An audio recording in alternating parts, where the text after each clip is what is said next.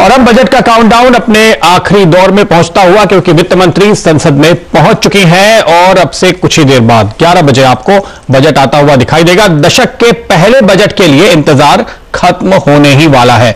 Budget की big picture समझाने के लिए हमारे साथ जुड़ रहे हैं बाजार के गुरु MOFSL के को-फाउंडर रामदेव अग्रवाल साहब, इडलवाइज ग्रुप के चेयरमैन और CEO रसेश शाह। साथ ही आज पूरे दिन बजट की बारीकियां समझाने के लिए आवाज ग्रैंड जूरी हमारे साथ मौजूद होगा। हमारे साथ मार्सेलस इन्वेस्टमेंट के फाउंडर सौरभ मुखर्जी जुड़ रहे हैं, कोटक AMC के MD और CEO नीलेश शाह जुड़ रहे हैं, पैसिफिक पैराडाइम एडवाइजर्स की मैनेजिंग पार्टनर पुनीता कुमार सिन्हा जुड़ रही हैं, सुंदरम म्यूचुअल के MD और CEO सुनील सुब्रमण्यन, विनती ऑर्गेनिक्स की MD विनती सराफ, साथ ही साथ हमारे साथ जुड़ेंगे एनविजन कैपिटल के MD और CEO नीलेश शाह और टैक्स एक्सपर्ट शरद कोहली। स्वागत है आप सभी का इस कार्यक्रम में। और सबसे पहले मार्सेलस इन्वेस्टमेंट के सौरभ मुखर्जी हमारे साथ जुड़े हैं, उनको जोड़ते हैं। सौरभ जी, ये बताइए, बाजार के लिहाज से एक दो तीन चीजें जिन पर आपकी नजर होगी जो ये तय करेगा कि आज जो निफ्टी बैंक निफ्टी ने अच्छी शुरुआत दिखाई है वो दिन के आखिर तक होल्ड करें और यहां से आगे बढ़े। देखिए, बहुत अहम है कि फिस्कल कंसोलिडेशन का जो सिलसिला जो बरकरार रखना चाहिए। काफी लोगों की मांग है, इकोनॉमिक सर्वे की भी मांग है कि फिस्कली सरकार को बहुत खर्चा करना चाहिए। मेरे ख्याल से ना तो FII ना तो DII चाहेगा कि फिस्कल डिसिप्लिन इंडिया लूज करे। सो अगर 6% के नीचे कुछ दिग्गजों की सोच है कि 5% का भी डेफिसिट अगले साल के लिए घोषणा की जाए, मेरे ख्याल से वो मार्केट पॉजिटिवली लेगा। दूसरी चीज, डिसइन्वेस्टमेंट का भारी टारगेट तो रहेगा ही। वो जाहिर है कि सरकार काफी मोटी टारगेट, मेरे ख्याल से 3 ट्रिलियन रुपीस की टारगेट की घोषणा करेंगे। उसके साथ साथ कुछ कैरेट मिलेगा क्या, कोई इंसेंटिव दी जाएगी क्या सामने वाले को, जिससे वो आगे आके PSUs को खरीदे। और तीसरी चीज, टैक्स हाइक्स, अगर रिच लोगों पे, अमीर लोगों पे और स्टॉक मार्केट पे टैक्स हाइक्स नहीं आए, मार्केट खुश होगी। अगर ये 3 चीजें मेरे ख्याल से अगले 3-4 घंटे में हमको मिल जाए, मार्केट में एक लहर आएगी, रिकवरी की लहर आ जाएगी। ये राय आपको मुखर्जी साहब देते हुए दिख रहे हैं। और अब जुड़ते हैं श्री नीलेश शाह साहब से। आप कोटक एसेट मैनेजमेंट के मैनेजिंग डायरेक्टर और चीफ एग्जीक्यूटिव ऑफिसर हैं, बहुत ही जाने माने मैक्रो विशेषज्ञ हैं। और साथ ही साथ हमारे साथ दूसरे नीलेश शाह भी जुड़े हुए हैं, एनविजन कैपिटल के बहुत ही जानी मानी पोर्टफोलियो मैनेजमेंट स्कीम चलाते हैं। नीलेश जी, स्वागत है आपका। बताइए, किस हिसाब से आपने आज बाजार की ओपनिंग देखी?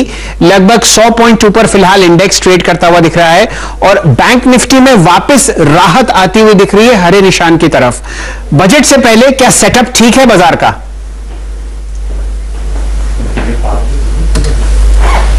हाँ, सेटअप बहुत बढ़िया है बाजार का।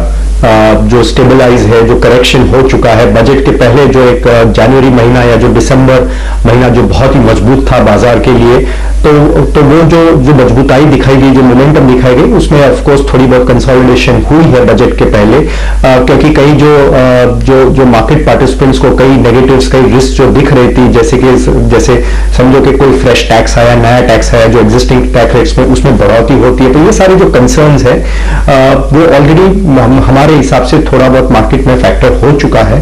और अभी जो है मार्केट थोड़ा हल्का चल रहा है। तो हमारा ऐसा मानना है कि अगर बाजार में अगर बजट में कोई खास नेगेटिव्स नहीं आती है तो बाजार यहां से स्टेबलाइज हो सकता है। और फिर जो पॉजिटिव्स है बजट की, वो सारी डिस्काउंटिंग होनी शुरू हो जाएगी। और जो कॉर्पोरेट नतीजे आए हैं, खास करके ये वीकेंड पे अलग अलग सेक्टर्स के जो अच्छे परिणाम दिखाई दे रहे हैं, जैसे ICICI बैंक, टाटा मोटर्स, इन सब में बहुत ही अच्छे रिजल्ट्स दिखाए हैं। ये सब मार्केट में वापस फैक्टरिंग करना शुरू हो जाएगा और एक बाजार में वापस जो अप ट्रेंड जो पहले आ चुका है वो सस्टेन होकर बाजार और आगे बढ़ सकता है।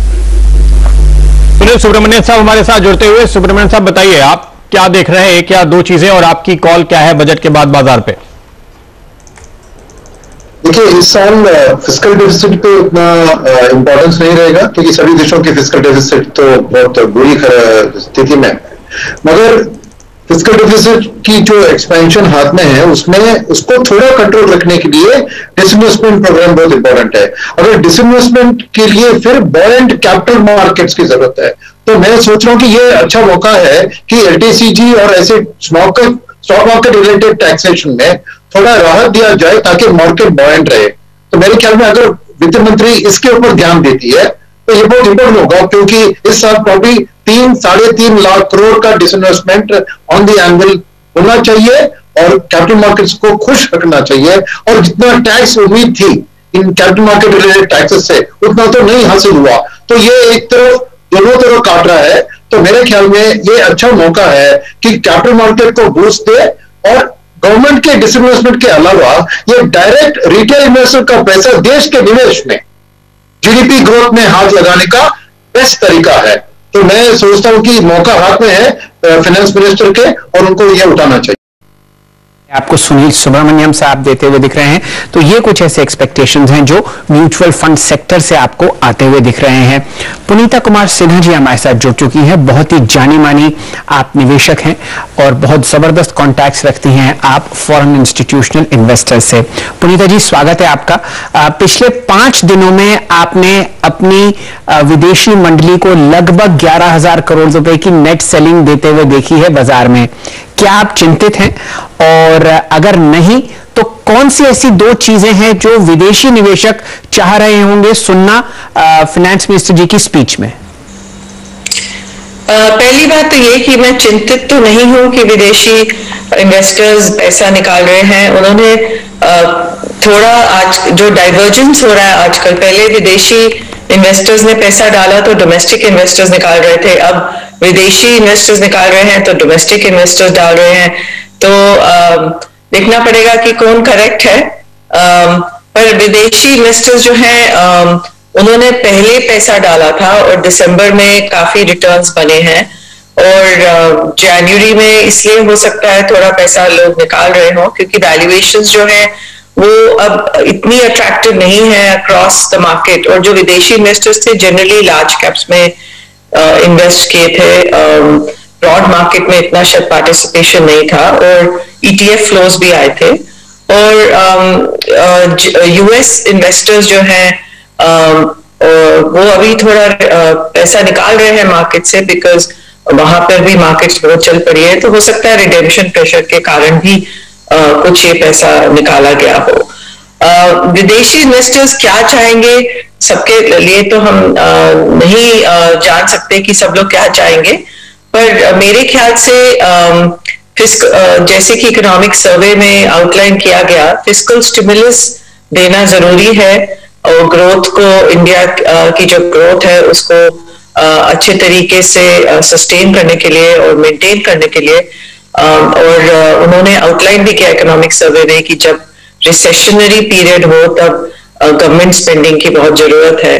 तो जैसे कि इकोनॉमिक सर्वे में लिखा है और बाकी कंट्रीज ने भी स्टिमुलस दिया है, मेरे ख्याल से अगर स्टिमुलस और आएगा तो विदेशी इन्वेस्टर्स उसको नेगेटिव नहीं सोचेंगे, जैसे कि पहले सोचते थे कि फिस्कल डेफिसिट एक लकीर है जो कि क्रॉस नहीं होनी चाहिए। शायद इस बार जो रेटिंग एजेंसीज भी हैं वो उसको इतना नेगेटिवली शायद ना लें।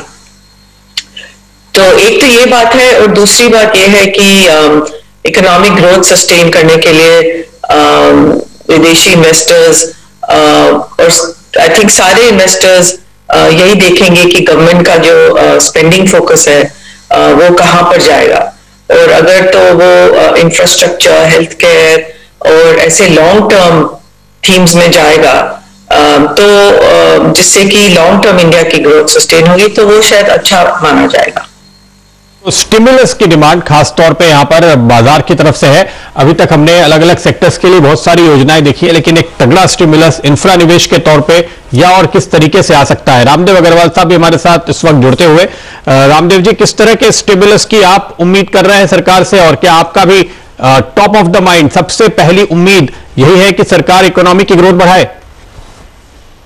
हाँ, यही बात है कि ग्रोथ कैसे बढ़े। इसमें क्या रिसोर्स मोबिलाइजेशन एक बहुत बड़ा एफर्ट रहेगा, और रिसोर्स मोबिलाइजेशन एक तो टैक्स पॉलिसी से आ सकता है। आप देख ही रहे हैं जीएसटी का कलेक्शन बहुत अच्छा है। दिसंबर का कलेक्शन जो जनवरी में आया, कल आया जो 1,20,000 होगा, वो अपने आप में रिकॉर्ड है। और December is not the largest month, तो अभी जनवरी का जो नंबर है वो उससे भी ऊंचा आएगा। तो ये जो उसको जो जीएसटी कलेक्शन के थ्रू और डायरेक्ट टैक्स के जो मोबिलाइजेशन है, एंड तीसरा आपका जो डाइवेस्टमेंट है, डाइवेस्टमेंट में टारगेट बहुत लंबे लेते हैं ये लोग, लेकिन अभी तक काफी गैप रहा है। तो रिसोर्स मोबिलाइजेशन के ऊपर पूरा एफर्ट होना चाहिए, और वो दिखेगा भी इस बार के इसमें। And fiscal deficit number should be a swing number, कि भाई यदि मुझे 30 लाख करोड़ खर्च करना है, यदि टैक्स कलेक्शन से 20 लाख करोड़ हुआ तो 5% हम, लेकिन पूरा का पूरा जो बजटरी एक्सपेंडिचर है वो पूरा का पूरा कंप्लीट करना, उससे क्या होगा कि बाजार के लिए काफी उत्साहजनक एक माहौल बनेगा।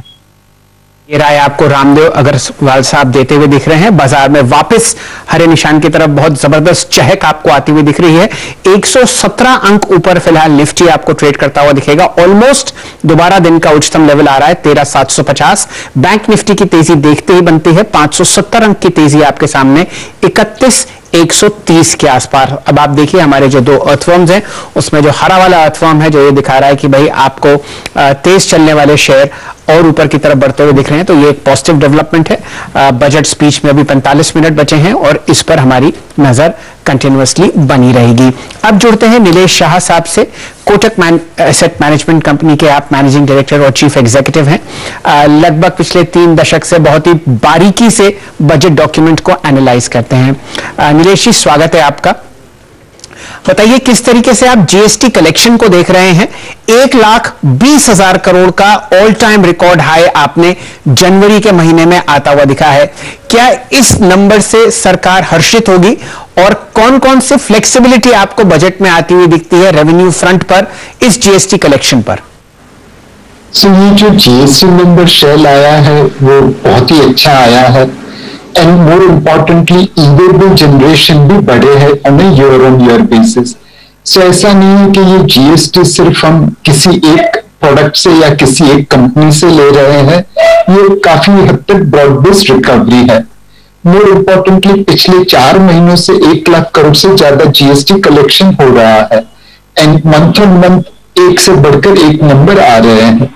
तो ये बताते हैं कि इकोनॉमी अब रफ्तार पकड़ चुकी है, ग्रोथ सही तरीके से आ रहा है एंड इससे सरकार को बजट में रेवेन्यू साइड के ऊपर काफी फ्लेक्सिबिलिटी मिलेगी। अगर हम अप्रैल से दिसंबर 19 का देखें तो टैक्स रेवेन्यू में कुल मिला के 6% के आसपास कटौती हुई है। उसमें इनकम टैक्स में, कॉर्पोरेट इनकम टैक्स में, कस्टम्स ड्यूटी में और जीएसटी में कटौती हुई है। तो एक्साइज में जो बढ़ोतरी हुई उसकी वजह से overall deficit, overall tax collection में कटौती कम हुई। सरकार ने इसका खर्चा भी अच्छी तरह किया है। 20% से ज्यादा ग्रोथ कैपिटल एक्सपेंडिचर पे है। रेवेन्यू एक्सपेंडिचर भी 6% से ज्यादा हुआ है। सो अब सरकार के पास मोमेंटम है टैक्स की बढ़ोतरी का और उससे वो लोग खर्चा करके ये इकोनॉमिक स्टिमुलस जारी रख सकते हैं।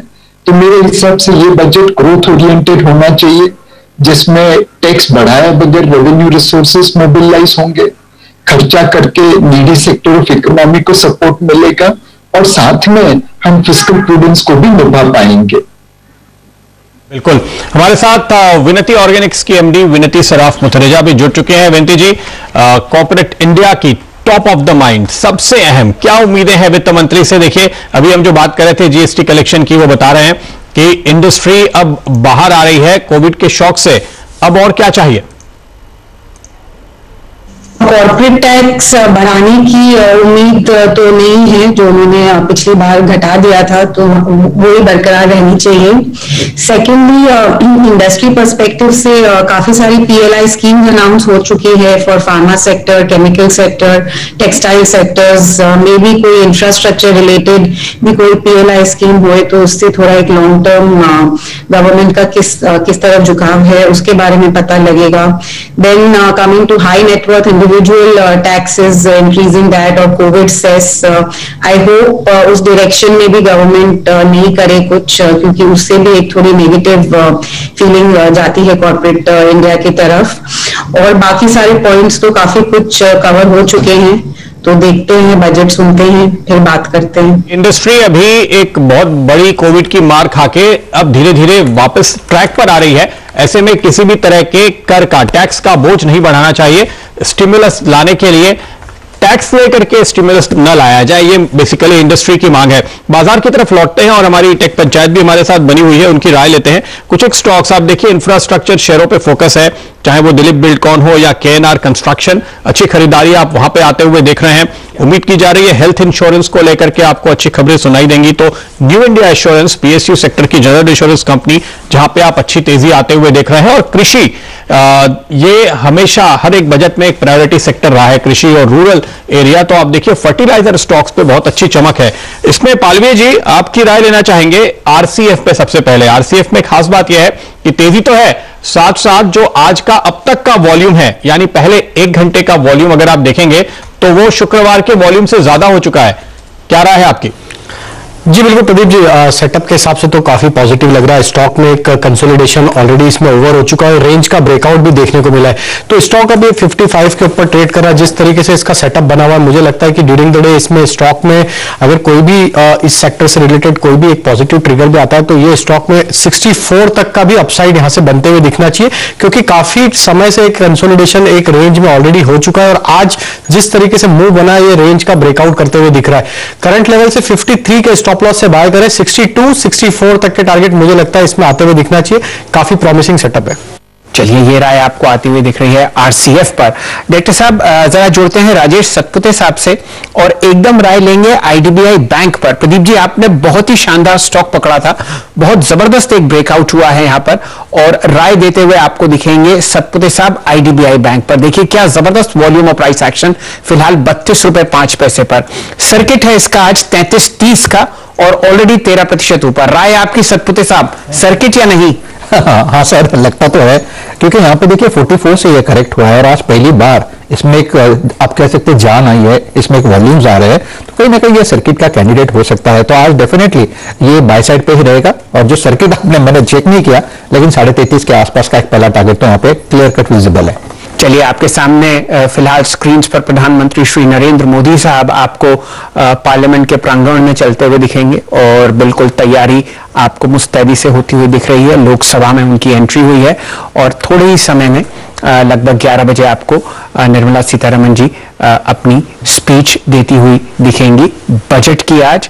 और ये माहौल आपके सामने फिलहाल स्क्रीन पर। बाजार आपको और चुस्त होता हुआ दिखेगा, 110 अंक ऊपर निफ्टी। राहुल शर्मा साहब, आपसे बहुत ही संक्षिप्त पर राय लेंगे निफ्टी और बैंक निफ्टी पर फिलहाल क्या रणनीति रहेगी आपकी?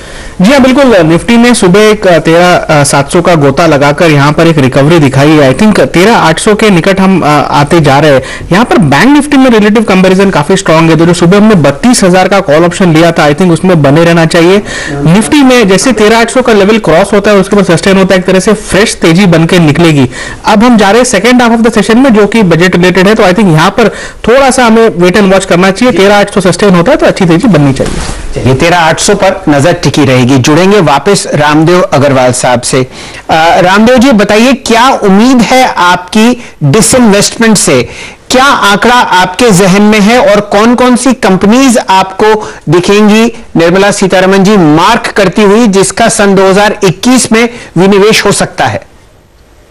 एक सेगमेंट जो पहले उन्होंने अनाउंस तो काफी लंबे चौड़े अनाउंसमेंट हो चुके हैं, लेकिन इस बार लगता है कि बैंकिंग सेक्टर में जो बैंक कंसोलिडेट नहीं किए उन्होंने 5-6 छोटे बैंक हैं, उनका क्या भरा न्यारा करेंगे, वो उनका डाइवेस्टमेंट करना चाहेंगे, उनका मैनेजमेंट बदलेंगे, कुछ ना कुछ इसके ऊपर अनाउंसमेंट आना चाहिए, ऐसा लगता है। So that could be start of banking divestment, क्योंकि बैंकिंग के ऊपर फोकस देखिए प्रधानमंत्री साहब ने बोला है कि ये सीरीज ऑफ बजट है, ऑलरेडी 3-4 मिनी बजट आ चुके हैं। तो मुझको लगता है कि ये बजट मेकिंग जो है उसका सीरीज चलते रहेगा। इस बार भी हो सकता है कि कुछ किस्तों में बजट आए, कि मतलब जैसे पहले एक बार ही बजट आता था और एक सप्लीमेंट्री बजट आता था अक्टूबर-नवंबर में, उसके सिवाय मुझे लगता है कि इस बार भी कुछ वर्क इन प्रोग्रेस भी छोड़ सकते हो। सो ये जो माहौल जो है, ऐसा लगता है कि वो फूक के चलेंगे और एक ग्रोथ को बिल्ड करते रहेंगे, ऐसा लगता है।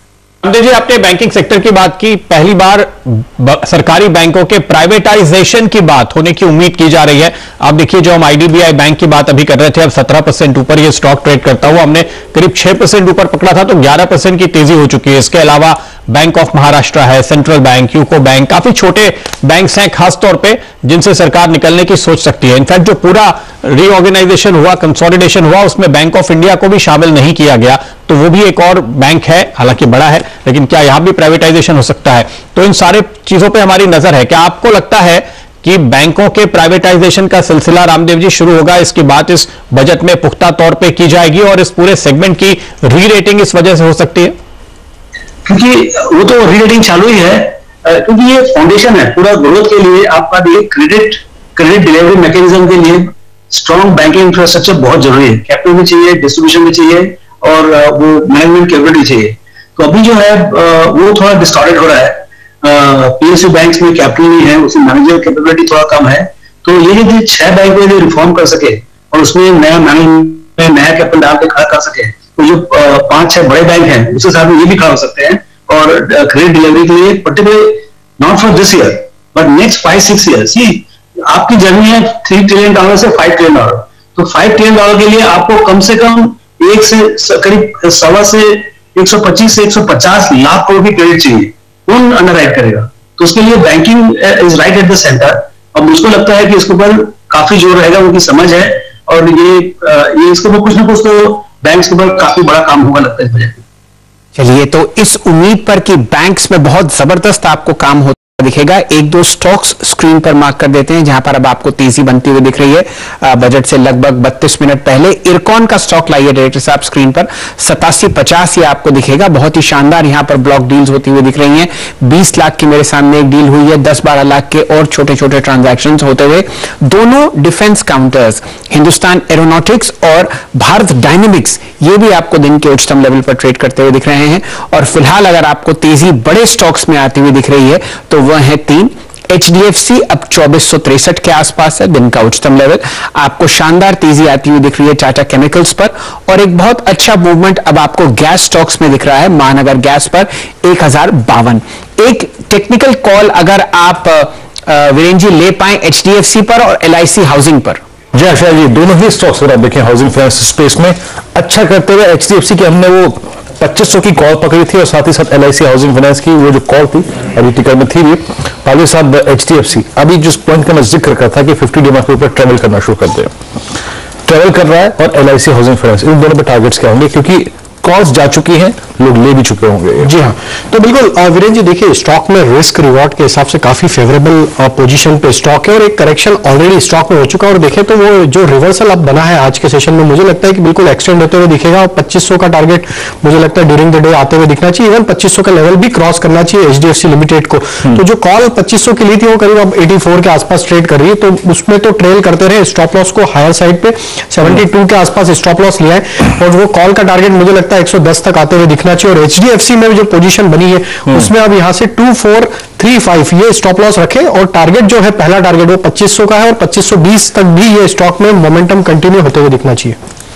ओके, तो ये रहा फिलहाल आपके लिए सामने आते हुए HDFC लिमिटेड पे काफी सारे स्टॉक्स इस वक्त आपको हलचल दिखा रहा है। बाजार में ट्रेडिंग करने की तैयारी पूरे जोर शोर से हो रही है और अब देखिए मार्केट ब्रेथ जो एक बार नेगेटिव हो गई थी अब 5:4 हो चुका है, यानी बढ़ने वाले शेयर्स की तादाद ज्यादा होती हुई नजर आ रही है और जाहिर है बाजार में लोग वो स्टॉक्स ढूंढ रहे हैं। सौरभ मुखर्जी साहब हमारे साथ बने हुए हैं। सौरभ जी, आपकी राय इस फाइनेंशियल सर्विसेज सेगमेंट पे और अगर आप कोई खास स्टॉक रिकमेंड करना चाहें।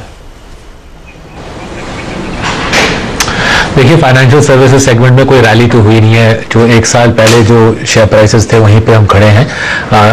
Not just PSU banks, even जो best private sector banks, best private sector NBFCs की बात करें, लास्ट 12 महीने में कुछ खास शेयर प्राइस मूवमेंट रही नहीं, नीचे गई फिर ऊपर आई, बट मोटा मोटी वहीं पे है।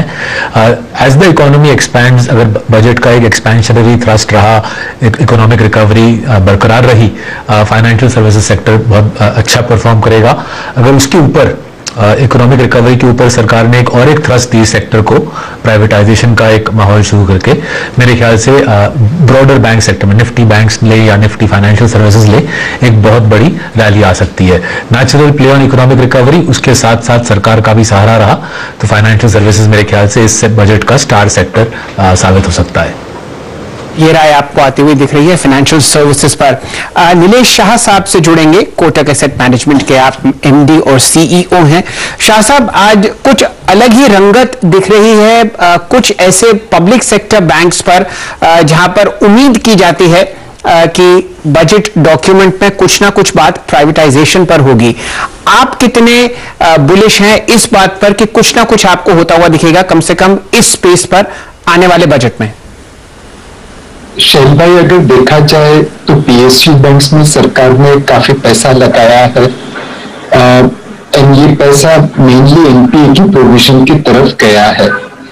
हमारा एक्सपीरियंस है कि जब भी सरकार प्राइवेटाइजेशन करती है, पब्लिक प्राइवेट पार्टनरशिप करती है, स्ट्रेटेजिक डाइवेस्टमेंट करती है, तो इन पीएसयूज में वैल्यू क्रिएशन होता है। आज पीएसयू बैंक में टैलेंट की कमी नहीं है, तो उन्हें जो एडमिनिस्ट्रेटिव फ्लेक्सिबिलिटी चाहिए उसमें बहुत सारी रिस्ट्रिक्शंस है। एवरेज पीएसयू बैंक एम्प्लॉय का salary cost average private sector bank employee से ज्यादा है, लेकिन जो पीएसयू बैंक में टॉप मैनेजमेंट है उनको बहुत ही कम पगार मिलता है मार्केट लेवल के अनुसार। तो पीएसयू बैंक में टैलेंट कैसे अट्रैक्ट करेंगे, वो एक क्वेश्चन मार्क खड़ा होता है निवेशक के मन में। दूसरी चीज है, पीएसयू बैंक्स में आपको स्टाफ रोटेशन करना पड़ता है, आप एक्सपर्टाइज नहीं बिल्ड कर पाते। आदमी रूरल डिपार्टमेंट से ट्रेजरी में आता है, ट्रेजरी से रूरल में जाता है, वो एक्सपर्टीज बिल्ड नहीं होती जो एक प्राइवेट सेक्टर में होती है। तो अगर पीएसयू बैंक्स एक पब्लिक प्राइवेट पार्टनरशिप के तहत या स्ट्रेटेजिक डाइवेस्टमेंट के तहत प्राइवेट कंपनी बनती है, तो उसमें वैल्यू क्रिएशन का बड़ा अच्छा मौका मिलेगा। हमने हिंदुस्तान जिंक में, मारुति सुजुकी में, सब में देखा है कि जब भी सरकारी कंपनी प्राइवेट हाथ में आती है तो वैल्यू क्रिएशन जबरदस्त होता है।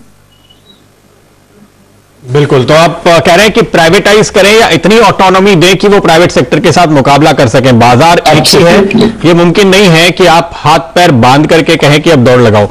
तो ये बात बहुत ही अहम है सरकारी बैंकों के लिए, इस पर हमारी नजर होगी, क्योंकि बहुत ही बोल्ड रिफॉर्म्स पहली बार हम सुन रहे हैं कि प्राइवेटाइजेशन की सीधी बात सरकार कर रही है और उस पर काम किया जा रहा है। आईडीबीआई बैंक की प्रेस कॉन्फ्रेंस अभी हो रही थी, कॉन्फ्रेंस कॉल होती है आजकल, तो उसमें एमडी साहब ने कहा कि दीपम के तहत ये सारे मामले हैं और वो इस पर नजर डालेगा और वो ये बात करेगा कि किस बैंक का प्राइवेटाइजेशन करना है। तो क्या दीपम की तरफ से कोई प्रस्ताव सरकार के पास आया है जो बजट में शामिल होगा, ये हम सुनेंगे, इस पर नजर रखेंगे।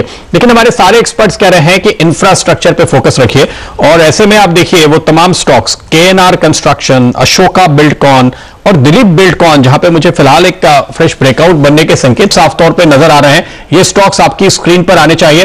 पालवे जी, जरा आप इन तीनों पे नजर डालिए। मुझे तो लगता है कि फ्रेश ब्रेकआउट अब यहां दिलीप बिल्डकॉन में बन रहा है, लेकिन आपकी राय, इन तीनों में से आप क्या चुनेंगे?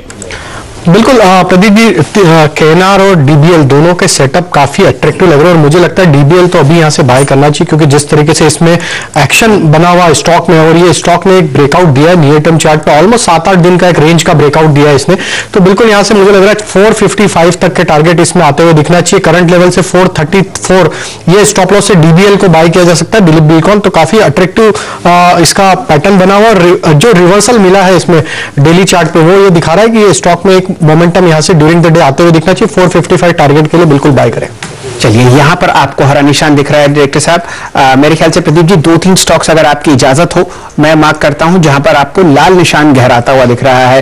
ये सिर्फ स्टॉक चेक्स हैं। हिंदुस्तान यूनिलीवर को देखिए, 2226 आपके पास ट्रेड करता हुआ दिखेगा, दिन का न्यूनतम लेवल। विप्रो में आप हल्का सा लाल निशान बढ़ता हुआ देख रहे हैं, 410.65 का प्राइस मेरे सामने स्क्रीन पर। आयशा मोटर्स आपको 2725 पर ट्रेड करता हुआ दिखेगा। यहां पर आपको कुछ ब्लॉक डील्स भी होती हुई दिख रही हैं गिरावट के साथ साथ। टीसीएस पर हम लोग एक शॉर्ट कॉल सुबह से ही ट्रैक कर रहे हैं, 3065 का प्राइस है, और यहां पर भी आपको हल्का सा लाल निशान गहराता हुआ दिखेगा। ये 4 या 5 स्टॉक्स ऐसे जहां पर आपको निफ्टी में हल्की सी सेलिंग फिलहाल स्क्रीन पर आती हुई दिख रही है। नीलेश शाह साहब से जुड़ेंगे जो एनविजन कैपिटल में बहुत शानदार पीएमएस स्कीम चलाते हैं। नीलेश जी, आपने अक्सर कहा है कि पीएलआई स्कीम जो है, परफॉर्मेंस लिंक्ड इंसेंटिव स्कीम, बढ़ती हुई दिखनी चाहिए फार्मा स्पेस की तरफ से। कोई ऐसे रुझान आपको आते हुए दिखे हों इस बजट डॉक्यूमेंट में या इकोनॉमिक सर्वे में, जहां पर आप पॉजिटिव हो इस डेवलपमेंट के लिए? हाँ, ये जो सेक्टर है उसकी पोटेंशियल बहुत ही जबरदस्त है। पिछले 5, 10, 20 साल में भी हिंदुस्तान का जो फार्मा सेक्टर है उसने अपनी एक ग्लोबल इमेज बना के रखी हुई है, एक बहुत स्ट्रांग रेपुटेशन बना के रखी हुई है। कॉस्ट कॉम्पिटिटिवनेस भी है, केमिस्ट्री स्किल भी बहुत जबरदस्त है हिंदुस्तान की फार्मा कंपनीज के लिए। और एक ये बहुत ही सुनहरा मौका है भारत को ना सिर्फ अपने देशवासियों के लिए लेकिन पूरी दुनिया के लिए एक अफोर्डेबल हेल्थ केयर प्रोवाइड कर सके। तो जो पीएलआई स्कीम है उसके अंतर्गत जो भी बेनिफिट्स है, इंसेंटिव्स है, वो और भी इंक्रीज करनी चाहिए और उनका जो स्कोप है वो और भी बढ़ाना चाहिए। जो अभी तक जो ज्यादातर जो बेनिफिट्स और इंसेंटिव्स है वो ज्यादातर एपीआई या बल्क ड्रग प्रोडक्शन के लिए है, लेकिन हमारा ऐसा मानना है कि बल्क ड्रग और एपीआई के अलावा जो फॉर्मुलेशन है, जो एंड मेडिसिन है, उसके लिए भी होनी चाहिए। जो काफी जो इम्प्लांट्स है, जो मेडिकल इंस्ट्रूमेंट्स है, उसके लिए भी इंक्रीज करनी चाहिए ताकि बहुत ही जबरदस्त एक्सपोर्ट्स को बढ़ावा मिल सके। इसके अलावा जो ड्रग डिस्कवरी में जो बेसिक केमिकल्स, जो इंटरमीडिएट्स है, वो जो जाते हैं, उसके लिए भी ये पीएलआई स्कीम के लिए स्कोप एक्सपैंड करना चाहिए। और हमारा ऐसा मानना है कि अगर पीएलआई स्कीम जो एक पॉजिटिव और एक थोड़ी एक्सपेंसिव और एक ब्रॉड बेस्ड अगर होगी तो सेक्टर को बहुत बड़ा जबरदस्त एक फिलिप मिलेगा मीडियम टू लॉन्ग टर्म के लिए। बीच में कुछ थोड़े से अपडेट्स दे दूं आपको। दो stocks with in the index HUL 100 day exponential moving average के नीचे और साथ ही साथ राजेश पारवी जो दिवीज लैब ये भी 100 डेमा के नीचे with strong volumes, over addition और पुट ऑप्शंस की एक्टिविटी इंडिकेट कर रही है कि डाउनसाइड है। दोनों स्टॉक्स में ट्विन डेमा अब पेंडिंग है। शॉर्ट करना हो या फिर पुट लेनी हो, इन दोनों में से तो किसके लेंगे आप? तो देखिए फार्मा सेक्टर तो क्लियरली एक वीकनेस जरूर दिखा रहा है और जिस तरीके से प्रेशर डिवीज में बना हुआ है ये काफी सरप्राइजिंग है और जिस तरीके से इसने लेवल्स तोड़े हैं वो ये दिखा रहा है कि इसमें प्रेशर और भी एक्सटेंड होते हुए दिखेगा। 3200 तक मुझे लगता है कि ये यहाँ पे इसमें और बिकवाली आते हुए दिखेगी। तो 3200 का ही पुट ऑप्शन ले, 94 के आसपास ट्रेड कर रहा है। इसमें स्टॉप लॉस रखे करीब 85 के आसपास और टारगेट इसके आना चाहिए करीब 110 से 115 तक के। तो डिवीज में पुट लेके ट्रेड करें, 3200 की स्ट्राइक का पुट बाय करें। ओके, यहाँ पर दिवीज अगर आप देखें सीरियस डैमेज है यहाँ पे और कुछ काउंटर जहाँ पे काफी सीरियस डैमेज है उसमें आयुषा मोटर्स भी स्लिप करता है 57 सबको तो आयुषा मोटर्स को दिखेगा। इसने अब थर्ड कंसेक्यूटिव सेशन है जब 20 डेमा को ब्रीच किया है और अब ये फॉलोइंग 20 डेमा की ट्रैजेक्टरी में आ गया। दैट मींस पेन अब एक्सीड कर सकता है यहाँ से। यहाँ पे शॉर्टिंग का कोई आइडिया या फिर पुट ऑप्शन स्पेशली 2600 की स्ट्राइक? 2600 का जो पुट ऑप्शन है वीरेंद्र वो करीबन 80 रुपए के आसपास है। तो हम इस पे काम कर सकते हैं क्योंकि इसका जो टारगेट दिख रहा है, क्योंकि इसने अभी जो किया है वो इसका 20 डीएमए को वायलेट किया, तो ये जाएगा 50 डीएमए की तरफ जो कि करीबन 2610 पे है। तो 2600 के पुट पे ही काम होना चाहिए। 80 रुपए के आसपास बाय करें। स्टॉप लॉस आप लगाइए करीबन 60-62 के आसपास और मुझे लगता है ये 110-120 तक तो आराम से बिक जाएगा। वीकनेस तो है, वीकनेस है आयुषा मोटर्स में, यहाँ पे वीकनेस बढ़ती है। और एक स्टॉक फ्यूचर जो कि बहुत बड़े रिस्क पे है, अ टिपिकल फ्लैट ब्रेकडाउन, बंधन बैंक। प्राइवेट बैंकिंग स्पेस में आप देखें प्रकाश सर, एक सबसे बड़ा डैमेज जो था वो बंधन बैंक में था। शुक्रवार को एक पुलबैक जनरेट किया था लेकिन सस्टेन नहीं कर पाया। अगर ये रेंज टूटती है 300 रुपए की, मैं एग्जैक्टली ट्रेड नहीं मांग रहा आपसे यहाँ पे, तो क्या आएगा? या फिर आप उस रेंज को प्रीएम्प्ट करते हुए शॉर्ट अभी जाना चाहेंगे? प्रीएम्प्ट करना चाहिए क्योंकि मैं कहूंगा कि रेजिस्टेंस जो है बंधन बैंक में करीब 315 के आसपास है। जब तक वो क्रॉस नहीं करता तब तक मान के चलना चाहिए डाउन है। नीचे शायद पॉसिबल है कि 300 देखे जोन पैदा है, उसके बाद 290 भी पॉसिबल है। तो बंधन बैंक में वीकनेस तो है। आपको आती हुई दिख रही है बंधन बैंक में, लेकिन 2-3 स्टॉक्स जो मैं स्क्रीन पे मार्क करना चाहता हूं और राय लेंगे राजेश सतपुते साहब की। सतपुते साहब ध्यान दीजिए शिपिंग कॉर्पोरेशन पर दिन का उच्चतम लेवल 87.25। ये वो कंपनी है जिस पर उम्मीद की जा रही है कि आप सन 2021 में डिसइन्वेस्टमेंट होता हुआ देखेंगे। राय आपकी चार्ट्स पर कैसी? 3 दिन लगातार तेजी और अब ये स्टॉक निकलता हुआ दिख रहा है मुझे स्क्रीन पर। बिल्कुल सही कहा शैल जी आपने। इसको आप ये कह सकते हैं कि इट्स अ फॉलिंग चैनल का ब्रेकआउट है और ब्रेकआउट के साथ वॉल्यूम्स भी आ रहे हैं। स्टॉप लॉस भी सिर्फ छोटा रहेगा, 2 रुपए का स्टॉप लॉस, 87 पे बार, 85 का स्टॉप लॉस। और इसका जो टारगेट दिख रहा है वो मुझे लगता है जो इसका रिसेंट हाई था करीबन 92-93 के आसपास, वो एक पहला पड़ाव रहेगा। लेकिन मोटा मोटी मुझे लगता है कि अगर 92-93 के ऊपर चला जाएगा तो फिर ये 97-98 तक आराम से चला जाएगा। तो मुझे लगता है आज डेफिनेटली इसमें बाय होगा। स्टॉप लॉस रखे 85 पे। ये शिपिंग कॉर्पोरेशन पर आपको खास ध्यान इसलिए भी रखना है क्योंकि ये जैसे ही 89 के ऊपर निकलेगा तो आपको बहुत जबरदस्त यहां पर ब्रेकआउट आता हुआ दिखेगा। फिलहाल 88 का प्राइस तो हमारे सामने स्क्रीन पर और चर्चा शुरू हुई थी लगभग 86 रुपए 90 पैसे के आसपास। अब देखिए क्या जबरदस्त आपको मूवमेंट आता हुआ दिख रहा है। इस स्टॉक पर खास नजर रखिए। डायरेक्टर साहब 2 चार्ट्स पर और दिखाइए, टाटा एलेक्सी और टाटा कंज्यूमर, ये दोनों बहुत अच्छी तरीके से आपको निकलते हुए दिख रहे हैं ऊपरी सतह की तरफ। रिकॉर्ड हाई टाटा एलेक्सी 2790 माफ कीजिए 2800 रुपए मेरे सामने टाटा एलेक्सी फिलहाल ट्रेड करता हुआ दिख रहा है और यही तेजी आप टाटा कंज्यूमर पर भी देख रहे हैं। सतपुते साहब राय दीजिए टाटा एलेक्सी पर। एक जबरदस्त अप ट्रेंड में है। आप आईटी पैक देखें जहां पे वीकनेस है, लेकिन ये अपने स्ट्रेंथ को पकड़े हुए है। तो मुझे लगता है कहीं ना कहीं 2780 के आसपास अगर इसमें बाय करना है तो आपको एक स्टॉप लॉस मेंटेन करना पड़ेगा, क्योंकि ये अपने ऑल टाइम हाई पे है। तो इसका स्टॉप लॉस क्या होगा? देखिए, इसका स्टॉप लॉस आपको रखना है करीबन 2720 का, और एक बार ये 2800 के ऊपर चला जाए वीरेन, तो उसके बाद मुझे लगता है ये 3000 की तरफ अप्रोच करेगा, जो हमारा पुराना टारगेट है। ओके, टाटा एलेक्सी पे आपकी राय है? करीब 3% ऊपर। एक कॉम्बो जो है वो बड़ा इंटरेस्टिंग है, सेटअप इंटरेस्टिंग है। हमने HDFC पे बात की, हमने LIC हाउसिंग फाइनेंस से बात की, अब उसमें एक तीसरा कैंडिडेट जुड़ रहा है। खुद अगर आप देखिए real estate company, that is DLF। DLF देखिए 1 2 3 4 5 6 7 सेशन के अगर आप देखें एक्सटेंडेड फॉल के बाद अब 20 डे में से कर्व लेके ऊपर की तरफ आता है। Just prior to budget speech I think इसको एक आप सिर्फ मात्र पुल बैक नहीं कह सकते, ये सीरियस पुल बैक है। राजेश पालवी जी, इस पर कोई ट्रेड बनता है क्या, अगर डिसेंट स्टॉप लॉस के साथ प्ले करना हो तो? बिल्कुल वीरेन जी, काफी अच्छा सेटअप है। स्टॉक में करेक्शन ऑलरेडी ओवर हो चुका है और जो पुलबैक बना है ये दिखा रहा है कि स्टॉक यहां से 272 275 की तरफ मूव होते हुए दिखना चाहिए। तो बिल्कुल बाय बनता है यहां से 259, ये स्टॉप लॉस रखे, और 272 275 के टारगेट मुझे लगता है इस स्टॉक में आते हुए दिखना चाहिए।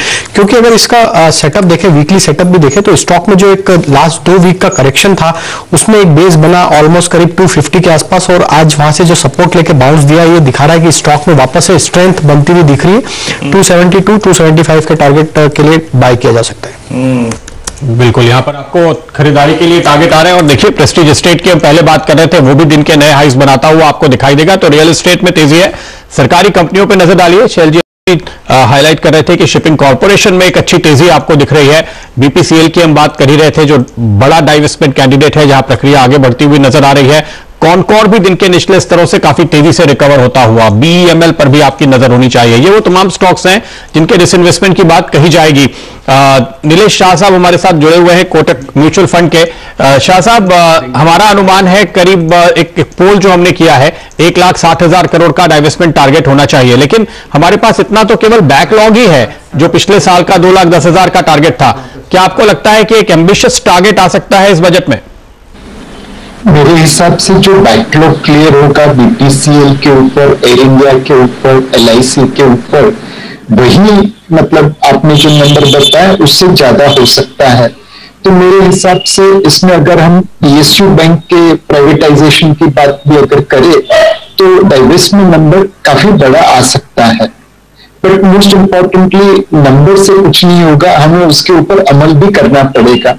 अगर हम पिछले 10-15 सालों का ट्रैक रिकॉर्ड देखें तो जितना डाइवेस्टमेंट टारगेट हम बजट में करते हैं उसे जनरली अचीव नहीं कर पाते। तो इस बार फोकस एग्जीक्यूशन पे करना चाहिए कि जो भी हमने स्ट्रेटेजिक डाइवेस्टमेंट के लिए कंपनीज चुनी है उनको अच्छे से अच्छे दाम पे हम प्राइवेटाइज कर पाए। आपको आती हुई दिख रही है सरकारी कंपनीज पे। प्रदीप जी, बहुत ही शानदार मूवमेंट मुझे इस पूरे स्पेस में आता हुआ दिख रहा है। डॉक्टर साहब, मेरे ख्याल से अगर आपके पास निफ्टी का PSE इंडेक्स हो तो उसको दिखाइए, वहां पर आपको कम से कम दिन का उच्चतम लेवल आता हुआ दिखेगा। सारी की सारी सरकारी कंपनीज आपको हरे निशान में ट्रेड करती हुई दिख रही हैं। कईयों के नाम प्रदीप जी ने लिए, कुछ मेरे सामने फिलहाल स्क्रीन पर बहुत अच्छी तरीके से बढ़ती हुई दिख रही हैं। डाइवेस्टमेंट टारगेट 1,03,00,000 से 1,06,00,000 करोड़ अनुमानित किया जा रहा है इस बार। अब आप देखिए, ये आपके सामने निफ्टी का CPSE इंडेक्स फिलहाल 1560 के आसपास ट्रेड करता हुआ दिख रहा है। डॉक्टर साहब, लेके आइए स्क्रीन पर LNT का चार्ट। यहां पर मुझे दिन का उच्चतम लेवल आता हुआ दिख रहा है और राय लेंगे एकदम राजेश पालविया साहब से। पालविया साहब, कुछ व्यू आपका बन रहा हो LNT पर, इंफ्रास्ट्रक्चर पर काफी उम्मीदें की जा रही हैं, स्टॉक पिछले 5 मिनट से चहकता हुआ। बिल्कुल शैल जी, इस पे बिल्कुल व्यू पॉजिटिव ही और टिकर पे ऑलरेडी हम लोगों ने ये स्टॉक रिकमेंड भी किया। 1388 1400 तक के टारगेट मुझे लगता है कि स्टॉक में आते हुए दिखेंगे। और जिस तरीके से अभी मूव बना है और जिन्होंने भी लिया भी है तो वो स्टॉप लॉस को अब ट्रेल करते जाए। 1355 के आसपास अब स्टॉप लॉस ले आए और 1400 के टारगेट मुझे लगता है LNT में इमीडिएट आते हुए दिखेंगे। रिस्क रिवॉर्ड काफी फेवरेबल है। स्टॉक का short to medium term structure positive है। नियर टर्म चार्ट पे कंसोलिडेशन जोन में, लेकिन आज के लिए काफी इंपॉर्टेंट है इसके लिए 1400 का लेवल। अगर ये लेवल क्रॉस होता है तो स्टॉक में एक अच्छा अपमूव आज के दिन देखने को मिलेगा। हो सकता है 1440 के टारगेट भी आज देखने को मिले। ओके, 1440 तक जी, तो आप यहां पर देख रहे हैं L&T पे फिलहाल आपके सामने टारगेट आते हुए तेजी के, और इंफ्रास्ट्रक्चर सेगमेंट की ये दिग्गज कंपनी है। अलग अलग किसी भी सेगमेंट के लिए कोई घोषणा हो, इवन रियल एस्टेट के लिए कोई घोषणा हो, क्योंकि रियल एस्टेट में भी कंस्ट्रक्शन का बड़ा पोर्टफोलियो अब L&T ने बना लिया है। बड़े मॉल्स और बड़े रेसिडेंशियल प्रोजेक्ट्स ये कर रहे हैं। कोलते पाटिल ऐसे में रियल एस्टेट का अगला स्टॉक है जिस पर आपकी नजर होनी चाहिए। एक शानदार रिवर्सल यहां पे निचले स्तरों से दिखा था। पालवी जी, एक दिन के विराम के बाद आज फिर से बजट के दिन देखिए इसने तेजी पकड़ी है और वॉल्यूम भी शानदार अब तक बिल्ड हुए हैं। क्या कॉल है आपकी कोलते पाटिल पे? बिल्कुल प्रदीप जी, ये स्टॉक भी टिकर पे ऑलरेडी डाला हुआ, और ये जिस तरीके से इसमें मूव आया है, उसके टारगेट जो हमने सजेस्ट करे थे 252 255 तक के, लेकिन अब मैं टारगेट यहां पर रिवाइज करना चाहूंगा क्योंकि स्टॉक में जिस तरीके से मोमेंटम आया है 265 अब ये टारगेट को रिवाइज कर ले, और यहां से स्टॉप लॉस जो अभी भी जो यहां से अब बाय कर रहे हैं स्टॉक को, वो 246 का स्टॉप लॉस रखे, 265 तक के टारगेट आते हुए दिखना चाहिए। सेटअप के हिसाब से स्टॉक में जो एक रिवर्सल डेली चार्ट पे देखने को मिला, एक डाउन स्लोपिंग चैनल का ब्रेकआउट होते हुए दिख रहा है, तो स्टॉक में काफी स्ट्रांग मूव आते हुए दिखना चाहिए। 265 के टारगेट अचीव हो सकते हैं। ओके, 265 के टारगेट यहां पे दिख रहे हैं। वीरू, एक और स्टॉक मेरी नजर में आ रहा है, चूंकि अभी हम इंफ्रा की बात कर रहे थे। इस स्टॉक का नाम है इंडियन ह्यूम पाइप, और यहां पर आज मैं जिस तरह के वॉल्यूम और निचले स्तरों से रिवर्सल देख रहा हूं, पिछले सेशन में इसने तेजी दिखाई थी, थोड़ा कूल ऑफ हुआ और आज फिर से तेजी पकड़ता हुआ नजर आ रहा है। पालवी जी, जरा इस पर नजर डालिए। देखिए, ये बात तो तय है कि हम नमामि गंगे के लिए एलोकेशन बढ़ता हुआ देखेंगे और हर घर नल से जल के लिए भी एलोकेशन बढ़ता हुआ देखेंगे। तो ऐसी पाइप कंपनीज जो अर्बन इंफ्रास्ट्रक्चर पे काम करती हैं, जाहिर है इसी वजह से यहां पर एक्शन दिख रहा है। क्या कॉल है आपकी? बस अभी देखिए यहां पे एक्शन शुरू हुआ है और हमने इसको पकड़ा है। बिल्कुल, और 187 का स्टॉप लॉस रख लें, और जिस तरीके से डबल बॉटम टाइप फॉर्मेशन इसमें बनते हुए दिख रहा है, 187 का स्टॉप लॉस होगा और रिवर्सल आएगा तो इसमें काफी बड़ा रिवर्सल आते हुए दिख रहा है, क्योंकि अगर ये स्टॉक यहां से अब मूव देगा तो ये इसमें पहला जो पड़ाव आएगा एक्जैक्टली 205 के आसपास तक मुझे लगता है कि पहला मूव आएगा, तो 205 इसका पहला टारगेट होगा, और वो लेवल क्रॉस होता है तो फिर एक इसमें काफी अच्छा शार्प अप मूव जो कि इसको 215 तक भी लेके जा सकता है। तो पहला टारगेट 205, फिर 215, स्टॉप लॉस 187। ये राय आपको आती हुई दिख रही है इंडियन ह्यूम पाइप्स पर।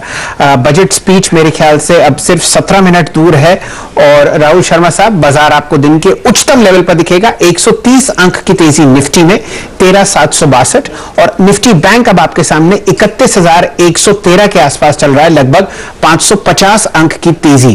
क्या राय बहुत ही संक्षिप्त में दोनों इंडिसेस पर? जी हाँ, बिल्कुल। निफ्टी ने 13,700 के पुट्स पे तकरीबन 14,000 कॉन्ट्रैक्ट्स का बिल्टअप देख लिया, तो ये कहीं ना कहीं मार्केट के अंदर कॉन्फिडेंस दर्शा रहा है बजट के अंदर जाते हुए। 13,800 का रेजिस्टेंस है जो हम सुबह से बात कर रहे थे, जैसे ये क्रॉस होगा हमें निफ्टी में तकरीबन 13,880 13,900 के लेवल देखने को मिल सकते हैं। और साथ में बैंक निफ्टी में, आई थिंक बैंक निफ्टी में 31,200 31,600 के दो आंकड़े जो लगा सकता है, तो बैंक निफ्टी में 32,000 का जो कॉल ऑप्शन उसमें बने रहे, निफ्टी में 13,800 क्रॉस होता है तो वहां पर एक फ्रेश लॉन्ग ट्रेड बनेगी 13,880 13,900 के लिए। ये राय आपको आती हुई दिख रही है इन दोनों इंडिसेस पर। पुनीता जी से जोड़ते हैं। पुनीता जी, पूरा का पूरा बैंकिंग स्पेस पब्लिक सेक्टर की तरफ और जितने भी विनिवेश के कंपनीज हैं, जैसे BEL देख लीजिए, BEML देख लीजिए, यहां पर आपको बहुत जबरदस्त मोमेंटम डेवलप होता हुआ दिख रहा है बजट स्पीच से पहले। कोई राय आप शेयर करेंगे अपनी प्राइवेटाइजेशन पर? कहां तक आपको लगता है कि फाइनेंस मिनिस्ट्री सक्सेसफुल रहेगी इस साल इस मापदंड पर? एक चीज मैं आपके दर्शकों से बोलना चाहूंगी कि प्राइवेटाइजेशन और डिसइन्वेस्टमेंट में अंतर है। मैंने अपनी PhD एक्चुअली प्राइवेटाइजेशन में ही की थी बहुत साल पहले। तो मैंने कल मिस्टर उदय कोटक को भी सुना कि वो बोल रहे हैं हमें मार्गरेट थैचर स्टाइल का प्राइवेटाइजेशन इंडिया में करनी चाहिए, पर उसमें मेरी राय थोड़ी सी अलग है कि जो Margaret Thatcher type of privatisation हुई थी यूके में, वो उसमें और इंडिया की जो प्राइवेटाइजेशन है उसमें बहुत फर्क है।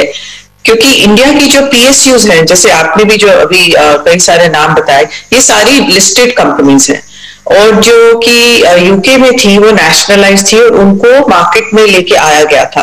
तो इंडिया की जो प्राइवेटाइजेशन है, it's more like disinvestment and not privatisation जैसे कि लोग समझते हैं। प्राइवेटाइजेशन करने के लिए सरकार को अपने शेयर्स जो है वो कम करके वोटिंग राइट्स जो है वो नॉन गवर्नमेंट बोर्ड मेंबर्स को और नॉन गवर्नमेंट इन्वेस्टर्स को ज्यादा देंगे अगर, तब जाके कहीं पे उसको प्राइवेटाइजेशन कह सकते हैं। नहीं तो सिर्फ इसको अगर 10% शेयर्स बेच दिए सरकार ने तो मैनेजमेंट जो है वो तो सरकारी के साथ रहेगी और बोर्ड का जो फंक्शनिंग है वो भी ज्यादातर सरकारी के साथ रहेगा। तो वो तो सिर्फ एक रिसोर्स रेजिंग, मतलब जहां से पैसा बेच के थोड़े शेयर्स मिल जाए सरकार को, वही होगा।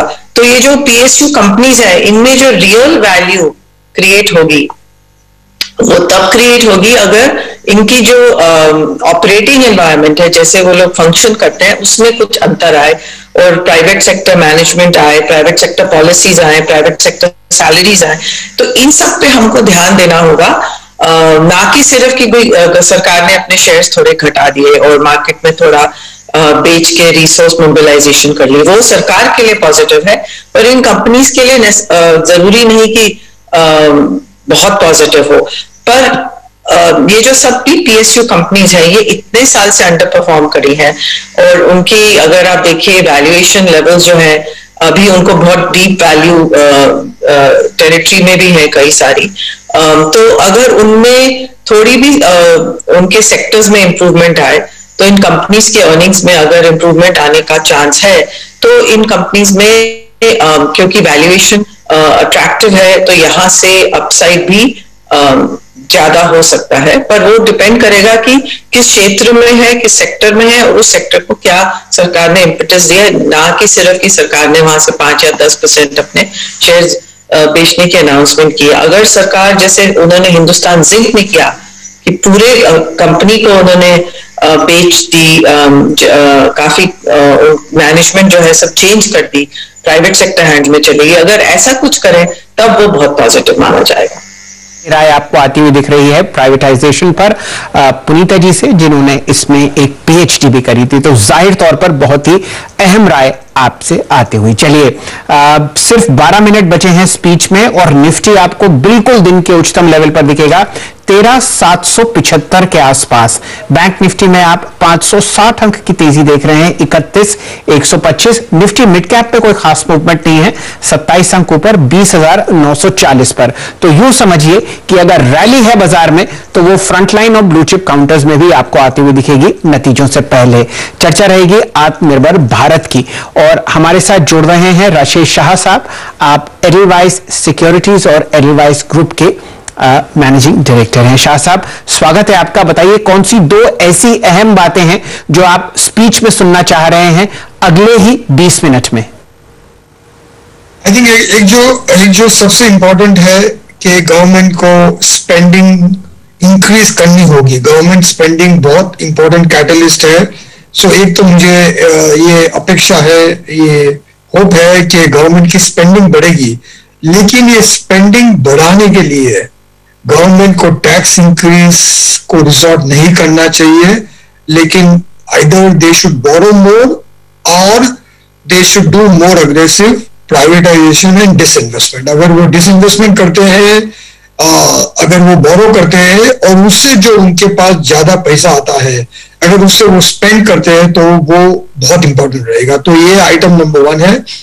आइटम नंबर 2 है कि ये जो स्पेंड भी करे, ये गवर्नमेंट 2 किस्म से स्पेंड करती है। एक तो वो प्रोजेक्ट और इन्वेस्टमेंट करती है और दूसरा गवर्नमेंट लोगों के हाथों में पैसे देती है डायरेक्ट बेनिफिट ट्रांसफर के थ्रू।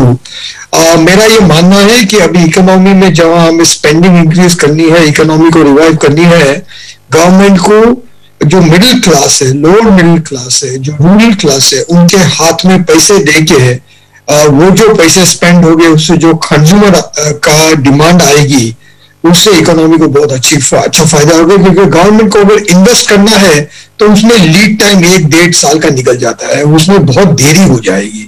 तो गवर्नमेंट को स्पेंड करना चाहिए, लेकिन कंज्यूमर के हाथ में पैसे देके स्पेंड करनी चाहिए और ये स्पेंड करने के लिए गवर्नमेंट को बोरो करनी चाहिए और डिसइन्वेस्टमेंट करनी चाहिए।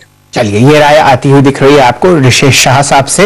एक थीम अगर आपको हर तरफ से आती हुई दिख रही है वो है कि डिसइन्वेस्टमेंट पर आपको बहुत अच्छा रुझान आता हुआ दिखेगा। 1,30,000 से 1,60,000 करोड़ रुपए उम्मीद जताई जा रही है बाजार में कि निर्मला सीतारमण जी आपको टारगेट देंगी इस साल बजट में डाइवेस्टमेंट के थ्रू। चलिए जुड़ते हैं सुनील सुब्रमण्यम साहब से।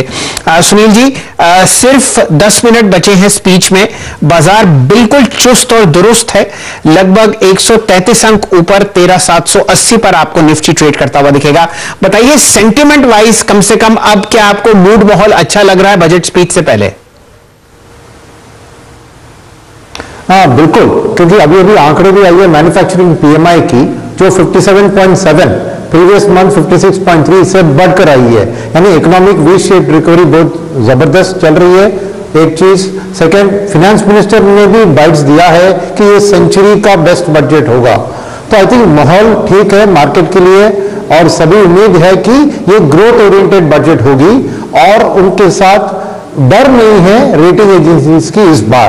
तो मैं कहता हूं कि मौका बहुत बढ़िया है फाइनेंस मिनिस्टर के सामने, और मार्केट की उम्मीद यह है कि जरूर फाइनेंस मिनिस्ट्री मौका हाथ में उठाएंगी, और ग्रोथ ओरिएंटेड मेजर्स और कैपिटल मार्केट सपोर्टिव मेजर्स, क्योंकि जैसे मैंने थोड़ी देर पहले बताया, capital market financing the growth के लिए बहुत अहम है, और जितना रिटेल इन्वेस्टर का पार्टिसिपेशन कैपिटल मार्केट में इंप्रूव होता है, उतना तक गवर्नमेंट को डिसइन्वेस्टमेंट में आसानी होगी। सेकंड, डायरेक्ट पैसा इन्वेस्टर का ग्रोथ में जाएगा, और तीसरी चीज आपको बहुत इंपॉर्टेंट, बैंकिंग सिस्टम के ऊपर दबाव है कि हर प्रोजेक्ट को बैंक की फाइनेंस की ही जरूरत है।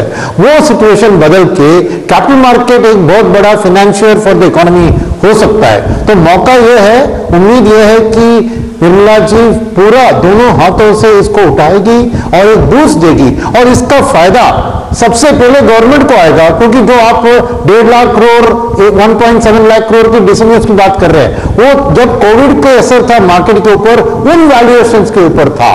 मैं समझता हूं कि आज के वैल्यूएशन में ये तो दुगना आसानी से हो सकता है। 3 से 3.5 lakh crore government disinvestment plus spectrum की 5G ऑप्शन से जरूर उम्मीद कर सकती है। तो ऐसे नंबर आएंगे तो समझिए कि खर्चा करने के लिए भी बहुत बढ़िया मौका होगा।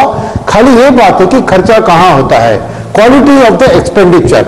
मेरे मन में इंफ्रास्ट्रक्चर और growth oriented expenditure, revenue expenditure से बहुत ज्यादा गुना कैपिटल मल्टीप्लायर देता है गवर्नमेंट को, तो फ्यूचर ईयर्स के लिए। और फाइनल पॉइंट मैं कहूंगा कि एम्प्लॉयमेंट जनरेशन के लिए जो भी सेक्टर्स इंपॉर्टेंट है उस पर ध्यान ज्यादा होगा, जैसे हाउसिंग, रियल एस्टेट, वहां पे employment, infrastructure, road building, employment generation, क्योंकि गवर्नमेंट को अपने यूथ को एम्प्लॉयमेंट देने की जरूरत है, और उसके लिए गवर्नमेंट जो भी खर्चा करे वो एम्प्लॉयमेंट मल्टीप्लायर के जरिए हो। तो ये चीज अगर मन में रखेंगे तो सेक्टर स्टॉक मार्केट में भी आपके सामने आ जाएंगे कि कहां पे फ्यूचर पोटेंशियल बढ़िया दिख रहा है। तो अभी वेट करते हैं फाइनेंस मिनिस्टर के लिए। चलिए 7 मिनट बचे हैं, जुड़ेंगे शरद कोहली साहब से। कोहली साहब, कौन से ऐसे 2 टैक्स चेंजेस आप आते हुए देख रहे हैं इस बजट में, क्योंकि बहुत अहम उम्मीदें लगाई जा रही हैं कि कुछ ना कुछ रियायत इनकम टैक्स में और कुछ ना कुछ मूवमेंट आपको कोविड सेस पर होता हुआ दिखेगा, आपकी राय?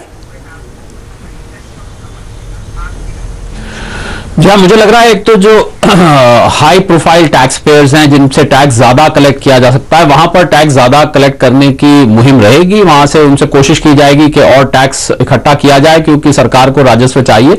जहां तक आम टैक्स पेयर्स की बात है, छोटे टैक्स पेयर्स की बात है, जिनकी गिनती सबसे ज्यादा है, मुझे लग रहा है उनकी जेब में तो उल्टा पैसा डालने की बात की जाएगी। अगर कोविड सेस लगता भी है तो मुझे लग रहा है बहुत मामूली होगा, वो इतना पिंच नहीं करेगा जितना कि अगर पैसा उसके बदले में ज्यादा आ रहा है ये एटीसी के माध्यम से, जिसमें इन्वेस्टमेंट्स करके बचाया जाता है, एटीडी के माध्यम से जिसमें आप मेडिकल इंश्योरेंस से बचाते हैं, या जो नई टैक्स प्रणाली है जिसको हम न्यू टैक्स रिजीम कहते हैं, उसमें मुझे लग रहा है जो उनके रेट्स हैं उसमें कुछ रैशनलाइजेशन किया जाएगा, क्योंकि सरकार ने देखा कि उनकी तरफ ज्यादा टैक्स पेयर्स नहीं आए जो नई टैक्स प्रणाली थी, तो मुझे लग रहा है उसको कुछ रैशनलाइज किया जाएगा, जैसे दोनों टैक्स प्रणालियों के बीच में जो बहुत बड़ा एक गैप खड़ा हो गया है उसको कम किया जाए। तो कुल मिला के टैक्स की कलेक्शन को बॉयंट करना मुझे लग रहा है सरकार की इस समय लक्ष्य है ही है, इसमें तो कोई दो राय नहीं है। ये जितना खर्च इंफ्रास्ट्रक्चर स्पेंडिंग की हम बात कर रहे हैं, सरकारी खर्च की बात कर रहे हैं, वो बिना टैक्स के कलेक्शन के सरकार को दिक्कत होगी, भले ही कितनी बोरोइंग करे या वो करेंसी प्रिंटिंग करे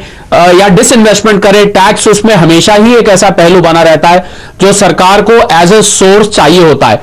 तो मुझे लग रहा है, और हो सकता है कुछ टैक्स पेयर्स बेस को बढ़ाने की बात भी की जाए या कोई ऐसा इंसेंटिव टैक्स पेयर्स को दिया जाए जिससे कि ज्यादा से ज्यादा लोग टैक्स प्रणाली से जुड़ सकें। और कॉर्पोरेट टैक्स में मैं जरूर बोलना चाहूंगा कि कॉर्पोरेट टैक्स में पहले ही इस साल हमने देखा काफी चेंजेस किए गए, करीब करीब 1,40,000 करोड़ का कॉर्पोरेट टैक्स में रिलीफ दिया गया। तो मुझे कॉर्पोरेट टैक्स में प्रोडक्शन लिंक्ड इंसेंटिव से रिलेटेड कोई टैक्स के इंसेंटिव्स आ सकते हैं, शायद इसकी संभावना है। पर कॉर्पोरेट टैक्स रेट्स में कोई बहुत बड़ा चेंज किया जाएगा, ऐसे में इसकी थोड़ी सी संभावना मुझे कम लगती है। हालांकि अन्य तरीकों से कॉर्पोरेट्स को बेनिफिट दिया जा सकता है। एक आखिरी बात मैं डिविडेंड टैक्स की जरूर कहना चाहूंगा, क्योंकि वो सीधा स्टॉक मार्केट से संबंधित है।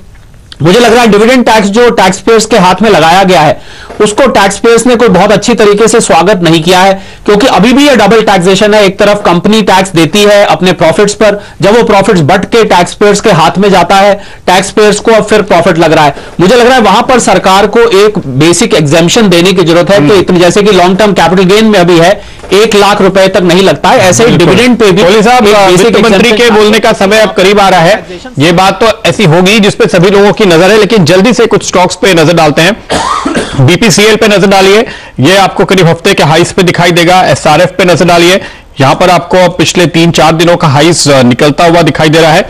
मिड कैप स्पेस में देखिए हमारे वही फेवरेट थीम्स, हमने बात की real estate, affordable housing sector की। ब्रिगेड एंटरप्राइजेस का स्टॉक आपके स्क्रीन पर लेकर आते हैं। प्रेस्टीज एस्टेट, कोलते पाटिल के बाद ये वो स्टॉक है, और इसकी भी हम बात कर रहे थे शुरुआत में ही, जहां पर आपको अब दिन का नया हाई लगता हुआ दिख रहा है, बल्कि हफ्ते का हाई। प्रकाश गाबा साहब के पास चलते हैं। गाबा साहब जरा नजर डालिए ब्रिगेड एंटरप्राइजेस पे। अफोर्डेबल हाउसिंग के लिए हम उम्मीद कर रहे हैं कि पीएमएवाई के तहत जो स्कीम खत्म हो रही है इस मार्च में, उसको 1 साल के लिए कम से कम और बढ़ाया जाएगा। बिल्कुल सही है। इनफैक्ट आपने थोड़ी देर पहले जब बात की थी ब्रिगेड और प्रेस्टीज की, दोनों ही स्टॉक अच्छे लगते थे। ब्रिगेड की बात करें तो पहला टारगेट 260 रहेगा, उसके बाद 270 भी आप आते दिनों में देख पाएंगे, स्टॉप होगा 240 का। रही बात प्रेस्टीज की, यहां पर भी अपमूव है, लेकिन यस ब्रिगेड में बहुत ही बढ़िया अपमूव है। ओके, इस बीच बैंक निफ्टी डे हाई पर है, एक ब्रेकआउट है इंट्राडे पे। पालवी साहब, पहला प्रश्न आपसे यहाँ पे, बैंक्स में क्या आप ड्यूरिंग द स्पीच लेना चाहेंगे, स्पेशली पीएसयू बैंकिंग बास्केट? बिल्कुल वीरेन जी, पूरा स्ट्रेंथ इसी बास्केट में दिख रहा है, और मुझे लगता है कि प्राइवेट बैंक तो ऑलरेडी एक रनअप दे चुके हैं, तो उसमें पीएसयू में यहाँ पे अभी भी पोटेंशियल है। मुझे लगता है कैनरा बैंक के साथ जाना चाहिए। ये स्टॉक में जिस तरीके से एक्यूमुलेशन हो रहा है, मुझे लगता है ये स्टॉक ड्यूरिंग द डे एक अच्छा मूव दिखाते हुए दिखेगा। 131 के आसपास ही स्टॉप लॉस रखे, छोटा स्टॉप लॉस रखे, और टारगेट आना चाहिए 138, 142 के। राजेश जी, डीएलएफ, साथ ही साथ एलआईसी हाउसिंग फाइनेंस, एचडीएफसी, अब गोदरेज प्रॉपर्टीज डे हाई पर है, इस पर कोई विजिबल है कि आपको प्लीज देखिए जाएगा? एलआईसी, मुझे लगता है कि एलआईसी सबसे बढ़िया लग रहा है। वो हमने ले लिया, एक बार गोदरेज प्रॉपर्टी से प्लीज टिप्पणी करेंगे आप? 1 सेकंड। वीरेन देखिए, गोदरेज प्रॉपर्टीज में अगर आप देखें तो यहाँ पे 1280 के आसपास कैश में प्राइस दिख रहा है। यस, यहाँ पे भी पुल बैक दिख रहा है 1340, 1350, यस 1350 तक तो आराम से जाएगा, जो इसका 20 DMI है। सो 1280 पे यहाँ पे बाय करें, 1250 का स्टॉप लॉस। अभी आज थोड़ा वोलेटिलिटी है ना, तो स्टॉप लॉस सबके थोड़े डीप आ रहे हैं। आपको आती हुई दिख रही है गोदरेज प्रॉपर्टीज पर दिन का उच्चतम लेवल राहुल शर्मा साहब, निफ्टी पर 13,774 और बैंक निफ्टी 650 अंकों पर 31,214। बताइए क्या रणनीति आप अपना रहे हैं इन दोनों इंडिसेस पर, क्या राय कॉल्स और पुट्स पर? जी देखिए, हमने बैंक निफ्टी में 32,000 की कॉल ऑप्शन पकड़ी थी, जो कि तकरीबन 220 रुपए के आसपास थी। उसने डिप लिया, तकरीबन 195 के पास गई, अभी 250 पे ट्रेड कर रही है। तो यहाँ पर स्टॉप लॉस ट्रेल करें। इवेंट के पहले हमने बैंक निफ्टी में देखा नया हाई लगाया इंट्राडे में। यहाँ पर बैंक निफ्टी में जो अगला पड़ाव है वो आपका है 31,600 का, 31,200 अचीव हो चुका है। तो बैंक निफ्टी में तेजी में बने रहे। निफ्टी में 13,800 के ऊपर फ्रेश तेजी के संकेत बनेंगे, जहां पर लक्ष्य होगा 13,900, 13,880, 13,900 का। तो दोनों इंडाइसेस में ध्यान तेजी का है। जो हमने ट्रेड लिए उस पर स्टॉप लॉस ट्रेल करें कॉस्ट पे। चलिए, बहुत सारे ऐसे मेटल स्टॉक्स हैं जहां पर तेजी बनती ही दिख रही है। प्रदीप जी, पीएसयू बास्केट में जीआईसी हाउसिंग फाइनेंस बहुत बढ़िया ट्रेड कर रहा है, 124 रुपए। राय आपकी पालविया साहब जीआईसी हाउसिंग फाइनेंस पर? जी बिल्कुल शैल जी, जिस तरीके से इसमें मोमेंटम बना है बिल्कुल बाय करना चाहिए। स्टॉक में जो रिवर्सल दिखा रहा है वो बताता है कि 135 तक के इसके टारगेट आते हुए दिखना चाहिए। करंट लेवल से 120 के आसपास स्टॉप लॉस रखे, टारगेट होगा 130, 135। ये आपके सामने फिलहाल राय आती हुई दिख रही है छोटे और मंझले स्टॉक्स पर, जहां पर पीएसयूज में अच्छी तेजी है बजट से पहले। डायरेक्टर साहब, अगर आप हमारा निफ्टी का हीट मैप दिखा दें बजट शुरू होने से पहले, तो एक बार जरा ये देखा जाएगा कि किस हिसाब से तेजी आपको बढ़ती हुई दिखी है पूरे के पूरे इंडेक्स बास्केट में। ये देखिए, फिलहाल आपके सामने लगभग 153 अंक ऊपर आपको निफ्टी ट्रेड करता हुआ दिख रहा है और तेजी है इंडसइंड बैंक की वजह से। इसको हम लोगों ने रफ्तार का घोड़ा बनाया, 9% ऊपर। आईसीआईसीआई बैंक रिकॉर्ड हाइस के आसपास है, 565। और फिलहाल मेरे ख्याल से वापस चलते हैं पार्लियामेंट और वहां पर आपको स्पीच शुरू होती हुई दिखेगी निर्मला सीतारमण जी की तरफ से। बहुत ही अहम और बहुत ही जबरदस्त स्पीच होने वाली है। बाजार बिल्कुल तैयार है। 150 अंकों पर आपको निफ्टी ट्रेड करता हुआ दिखेगा, 13,790 पर। निफ्टी बैंक में आप लगभग 730 अंक की तेजी देख रहे हैं। तो शानदार मोमेंटम आपको बाजार में फिलहाल आता हुआ दिखा लोकसभा की कार्यवाही शुरू होने से पहले। आपको बोलने का मौका दूंगा बजट के बाद, माननीय वित्त मंत्री ji. Honourable speaker, I present the budget for the year 2021-2022 as introduction. Honorable Speaker,